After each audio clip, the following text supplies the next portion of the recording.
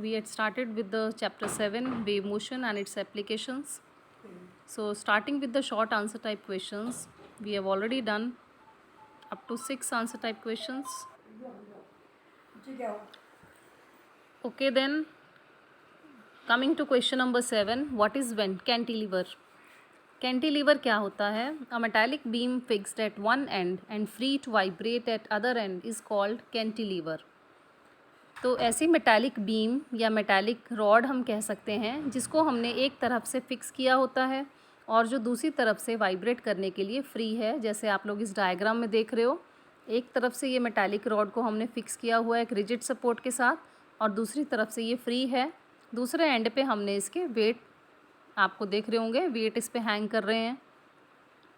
तो generally this beam is loaded at the other end to check the depression occurred in the beam.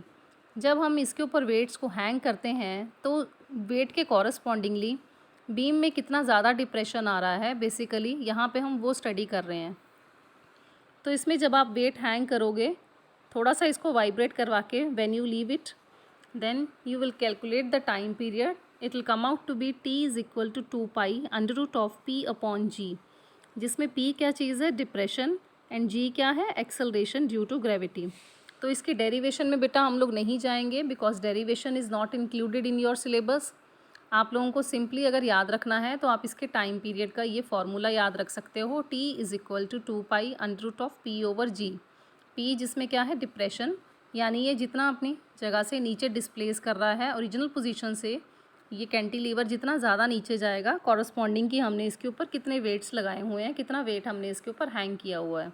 और जी आप लोगों को पता है एक्सेलरेशन ड्यू टू ग्रेविटी, जी की वैल्यू क्या है? 9.8 मीटर पर सेकेंड स्क्वायर, ठीक है, इन एसआई यूनिट्स। और अगर आपको सीजीएस यूनिट्स में जी की वैल्यू लिखनी है तो आप क्या लिखोगे? 980 सेंटीमीटर पर second square. Then question number 8, define acoustics of buildings. Acoustics of buildings क्या चीज़ होती है? अकॉस्टिक्स ऑफ बिल्डिंग्स बेटा ये फिज़िक्स की एक ऐसी ब्रांच है जिसमें हम ऑडिबल साउंड उसके बारे में स्टडी करते हैं, उसकी जनरेशन कैसे होती है, ऑडिबल साउंड वेव्स जो हैं वो कैसे एक जगह से दूसरी जगह प्रोपेगेट करते हैं, ट्रैवल करती हैं, और उनकी प्रॉपर्टीज़ के बारे में जहाँ पे हम ये सारा कुछ स्टडी करते हैं फिज़िक्स की, उस ब्रांच को क्या बोला जाता है? Acoustics of buildings. The branch of physics that deals with the study of audible sound, including their generation, propagation and properties, is called acoustics. It deals with construction of public halls, auditoriums, cinema halls, etc. for best sound effects. यानी sound के best effects produce करने के लिए sound किस तरह से audience को best तरीके से सुनाई देगी, उसके हिसाब से हमने जो बिल्डिंग्स हैं या लेक्चर हॉल्स हैं, पब्लिक हॉल्स हैं, उनको कैसे कंस्ट्रक्ट करना होता है, इस सब के बारे में जहाँ पे भी हम स्टडी करते हैं फिज़िक्स की, उस ब्रांच को हम क्या बोलते हैं? Acoustics of buildings. Question number 9, what is Sabine's formula? Sabine formula बेटा रीवर्बिरेशन से लिंक है। सबाइन फार्मूला जानने से पहले आप लोगों को ये पता होना चाहिए कि रीवर्बिरेशन क्या होता है, क्योंकि सबाइन फार्मूला हमें क्या बताता है? Standard reverberation time. Sabine formula tells us about the standard reverberation time. अब रीवर्बिरेशन क्या होता है? ये क्वेश्चन 9 है जिसमें हमने सबाइन फार्मूला बताना है। अब रीवर्बिरेशन बेटा मैंने यहाँ पे आगे लॉन्ग क्वेश्चंस में डिफ़ाइन किया हुआ है, so we can check that definition from question number 5 long question. It is the persistence of sound after the source has stopped emitting sound due to reflection from multiple surfaces. जब sound किसी source से emit हो रही होती है, emit होने के बाद जब हम उस सोर्स को बंद कर दें, हमने साउंड को एमिट करवाना बंद कर दिया है, उसके बाद साउंड जो है किसी रूम में या किसी भी हॉल में कितनी देर तक परसिस्ट करेगी। तो बेसिकली ये क्या है? It is the persistence of sound, कि कितनी देर तक उसकी परसिस्टेंस उस कमरे में बनी हुई है। इस फिनोमिना को हम क्या बोल रहे हैं? रीवर्बिरेशन। और जितनी देर तक वो साउंड किसी कमरे में परसिस्ट करेगी, एग्जिस्ट करेगी बेसिकली, उस टाइम को हम लोग क्या बोल रहे हैं? रीवर्बिरेशन टाइम।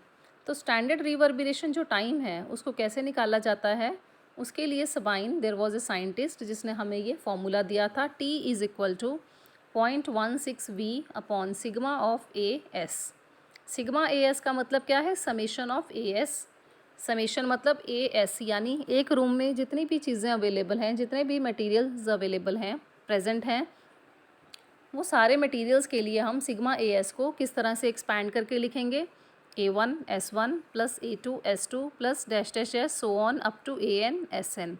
अब अगर सपोज़ करो आप किसी रूम में या हॉल में 5 मटेरियल्स या 5 कोई भी बॉडीज़ जो प्रेजेंट हैं, उन बॉडीज़ का अपना अपना सबका एब्जॉर्प्शन कोफिशिएंट होगा, अपना अपना सबका सरफेस एरिया होगा। तो पहली बॉडी हम कंसिडर कर रहे हैं, उसका एब्जॉर्प्शन एरिया A1, उसका surface area S1। Then second body हमने ली, A2 क्या हो गया, उसका एब्जॉर्प्शन कोफिशिएंट, और S2 क्या हो गया, उसका सरफेस एरिया। इस तरह से एक रूम में जितनी भी बॉडीज़ प्रेजेंट हैं, उन सब के एब्जॉर्प्शन कोफिशिएंट्स और सरफेस एरियाज़ को जब हम प्रोडक्ट लेते हैं, उनको मल्टीप्लाई करते हैं, मल्टीप्लाई करने के बाद फिर हम उनका सम ले रहे हैं, तो ये सारा समेशन हमने कहाँ लिखना है, डिनोमिनेटर में। और ऊपर जो न्यूमरेटर में है वो 0.16 वी क्या है, वॉल्यूम ऑफ द हॉल, उस रूम या हॉल का कितना वॉल्यूम है इन मीटर्स क्यूब। तो नीचे बेटा हमने ये सारे सिम्बल्स डिफाइन किए हुए हैं। This way you can remember that formula, it is very important formula. इसके ऊपर बेस्ड आप लोगों को एग्ज़ाम्स में कभी कभी न्यूमेरिकल्स भी आ सकते हैं। तो अगर आप लोगों को फार्मूला याद होगा, only then you will be able to solve the numerical, otherwise you won't be able to solve the numerical. So once again, T is equal to 0.16 V upon sigma of AS.